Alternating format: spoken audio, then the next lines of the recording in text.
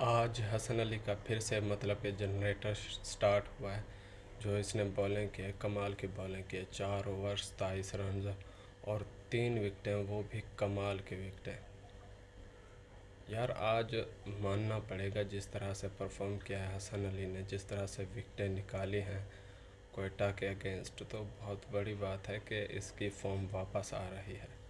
मतलब कि इसको PSL में सबसे ज़्यादा विकेटें लेने वाला खिलाड़ी बन चुका है अब।